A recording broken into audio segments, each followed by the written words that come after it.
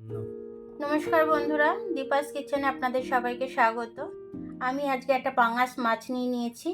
তো এই মাছটা আমি কেটে নিয়ে আমি আপনাদের দেখাচ্ছি যে এটা দিয়ে আমি কি তৈরি করব।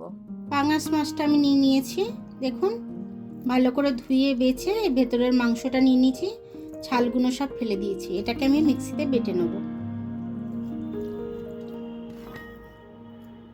মিক্সিতে একদম কাই করে নেব। এর সাথে আমি এই আদাটা দেব,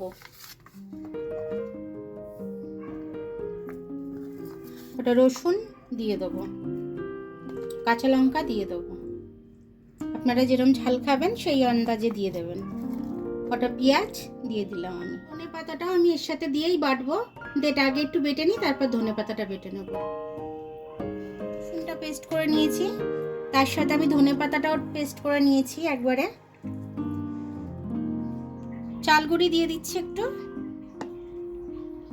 একটু খাস্তা হওয়ার জন্য চাল গুঁড়িটা দিয়ে দিলাম 2 চামচ মতো। কর্নফ্লাওয়ার দিয়ে দিচ্ছি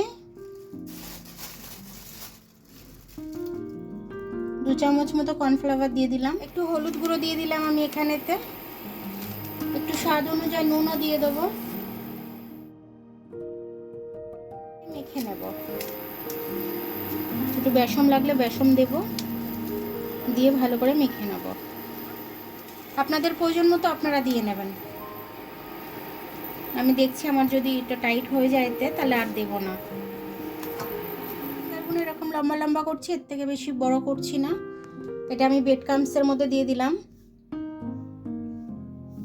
দেখুন আমি ব্রেড ক্রাম্বসে লাগিয়ে নিচ্ছি, লাগিয়ে নিয়ে ছেড়ে দিচ্ছি আমি তেলের মধ্যে।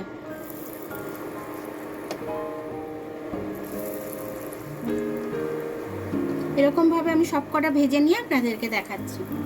লো হিটে আমি ভাজছি এটা, কারণ ভেতর থেকে ভাজাটা হবে ফিশ ফিঙ্গার যেহেতু।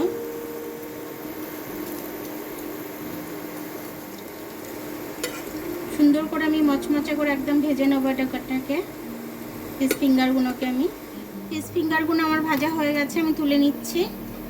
একদম লাল লাল মুচমুচে করে ভাজা হয়ে গেছে। দেখুন বন্ধুরা, আমার ফিশ ফিঙ্গারটা তৈরি হয়ে গেল। পাঙাশ মাছটা দেখিয়েছিলাম আমি, পাঙাশ মাছের এটা দিয়ে আমি ফিশ ফিঙ্গারটা বানিয়েছি। দেখুন কতটা মচমচে, ভেতরটা ততটাই জুসি। দেখুন খেতে কিন্তু ভীষণ দারুণ লাগবে। এটা চায়ের সাথে এমনি বিকেলে খেলে কিংবা লোকজন আসলে পরে ঘরে থাকলে তুরন্তভাবে বানিয়ে দিলেন একটুখানি, তাহলে আর বাইরের থেকে টিফিনটা কিনতে যেতে হয় না। বাইরের থেকে টিফিনটা কিনতে গেলে অনেকটা টাইমও চলে যায় আর খরচাটাও খুব বেশি হয়ে যায়। এইভাবে ঘরে বানিয়ে নিলে স্বাস্থ্যকর, বাচ্চারাও খুব ভালো হেলদি খাবার খাবে, আপনারাও খাবেন। তো আমার ভিডিওটা দেখার জন্য অনেক অনেক ধন্যবাদ। আমার ভিডিওটা যদি আপনাদের পছন্দ হয় তাহলে লাইক, সাবস্ক্রাইব, বেল আইকনটা একটু টিপে দেবেন। আর যদি ফেসবুক থেকে দেখেন লাইক আর ফলোটা একটু করে দেবেন। আবার কাল দেখা হবে নতুন রেসিপির সাথে। ততক্ষণ আপনারা ভালো থাকবেন, আমি আসছি।